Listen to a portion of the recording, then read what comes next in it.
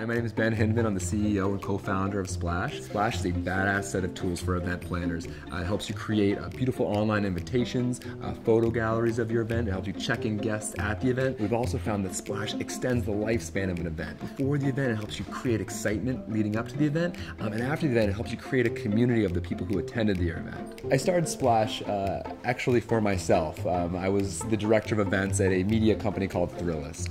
We were running around 35 events every single year. Every single time we threw an event, we were redoing everything we had already learned. Specifically, the event needed some beautiful online presence. It needed to look as big as it felt in my mind. Our goal is to make event planning easier and make events awesome. That's all we work on. But the product itself has changed because we just continually knock it down and build it right back up. At first we were an enterprise sale model, and then we turned into a freemium model. The moment that people were able to share it with their friends and get their friends to sign up for our product was when we just took off.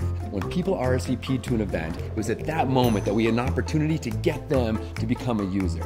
In the early days, we were begging people to take meetings with us. We were going door to door, essentially, around New York City, asking people, would you use us for this feature? Would you manage your budget for your event on our product? A lot of what we would do is we would go and we would ask them, what do you want us to build? What would you like? And they would tell us what they thought they wanted. More often than not, what we would build was either not what they wanted or they just didn't realize what they wanted. And it really kind of ruined our product in the early days. A lot of that can be figured out by interviewing users, talking to them.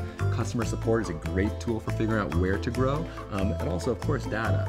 Figure out what you want to measure. A lot of what we do is we go out, we get clients, we work with them to create amazing features, and then we use those features to improve our product and allow anybody to do that. Sometimes the best way to know if you're growing or how fast you're growing is by turning something off.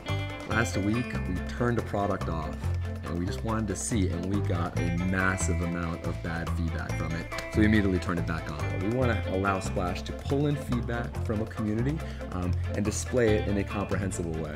This Talking Transition initiative has a lot to do with our future goals.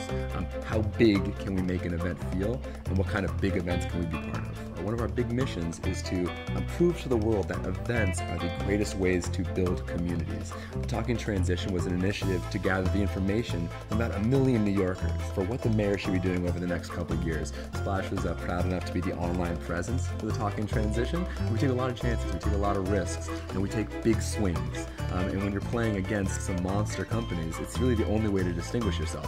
If your product doesn't speak for your company, it doesn't matter kind of how what kind of marketing budget you have or what kind of cool sweepstakes you run. You really need that great product. The best thing I can recommend to any startup or any company is make your team look like rock stars. Send out emails from members of your team. Get press for members of your team. Make them rock stars, and people will want to join that team.